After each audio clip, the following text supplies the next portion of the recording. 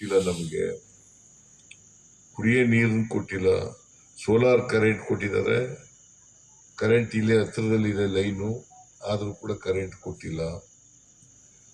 ಆಮೇಲೆ ಜಮೀನು ವ್ಯವಸಾಯ ಮಾಡ್ತಾ ಇದ್ದೀವಿ, ನಮಗೆ ಬರೀ ಮನೆ ಕಟ್ಕೊಳ್ಳಿಕ್ಕೆ ಕೊಟ್ಟಿದ್ದಾರೆ ಹೊರತು 2 ಗುಂಟೆ 1 ಗುಂಟೆ ಹಿಂಗೆ ಕೊಟ್ಟಿದ್ದಾರೆ ಹೊರತು ನಾವು ವ್ಯವಸಾಯ ಮಾಡ್ತಕ್ಕಂಥ ಎಲ್ಲ ಜಮೀನಿಗೂ ಕೂಡ ಹಕ್ಕುಪತ್ರಗಳು ಕೊಟ್ಟಿಲ್ಲ ಅಂತಕ್ಕಂಥದ್ದು ಬಹಳ ಮುಖ್ಯವಾಗಿ ಹೇಳಿರ್ತಕ್ಕಂಥದ್ದು ಅವರು.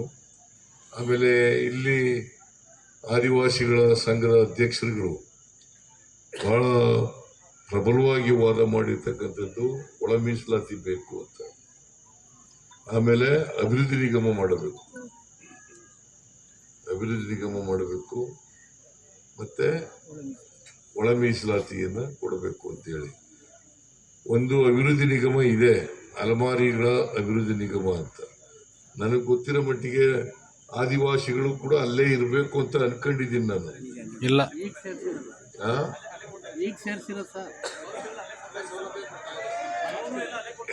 ಅಲ್ಲೇ ಸೌಲಭ್ಯಗಳು ಕೊಡ್ತಾ ಇದ್ದಾರೆ.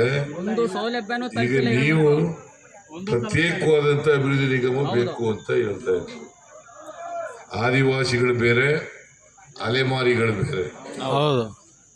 ಅಲೆಮಾರಿಗಳಿಗಿರ್ತಕ್ಕಂಥ ಅಲೆಮಾರಿಗಳು ಮತ್ತೆ ಆದಿವಾಸಿಗಳಿಗೆ ಇರ್ತಕ್ಕಂಥ ಒಂದೇ ಅಭಿವೃದ್ಧಿ ನಿಗಮ ಆಗೋದಿಲ್ಲ.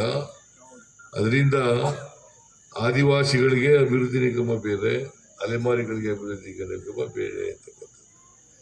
ಮತ್ತೆ ST ಜನಾಂಗ ಇದೆಯಲ್ಲ, ಆದಿವಾಸಿಗಳು ಬರ್ತಾರೆ, ಅಲೆಮಾರಿಗಳು ಬರ್ತಾರೆ, ಅರೆ ಅಲೆಮಾರಿಗಳು ಬರ್ತಾರೆ, ಮತ್ತೆ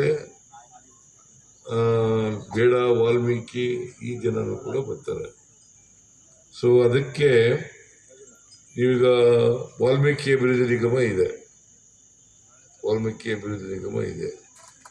ಅಲೆಮಾರಿಗಳ ಅಭಿವೃದ್ಧಿ ನಿಗಮ ಇದೆ, ಆದಿವಾಸಿಗಳ ಅಭಿವೃದ್ಧಿ ನಿಗಮ ಮಾಡಬೇಕು ಅಂತೇಳಿ ಕೇಳ್ತಾ ಇದ್ದೀವಿ.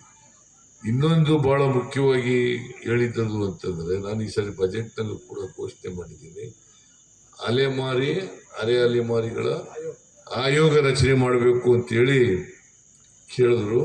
ಅದನ್ನು ನಾನು ಘೋಷಣೆ ಮಾಡಿದ್ದೀನಿ. ಆರ್ಡರ್ಸ್ ಇಶ್ಯೂ ಆಗಿದೆ. ಸೊ ಈಗ ಆದಿವಾಸಿಗಳ ಅಭಿವೃದ್ಧಿ ನಿಗಮವನ್ನು ಮಾಡಲಿಕ್ಕೆ ನಮ್ಮ ಸರ್ಕಾರ ಅದನ್ನು ಪರಿಶೀಲನೆ ಮಾಡಿ ಸೂಕ್ತವಾದಂಥ ಕ್ರಮವನ್ನು ತಗೊಳ್ಳುತ್ತದೆ. ಇದು ಒಳ ಮೀಸಲಾತಿ ಯಾಕೆ ಪರಿಶಿಷ್ಟ ಜಾತಿ ಮಾಡಿದ್ದೀವಿ ಅಂತಂದರೆ, ಸುಪ್ರೀಂ ಕೋರ್ಟ್ನವರು ಆದೇಶ ಕೊಟ್ಟಿದ್ದಾರೆ.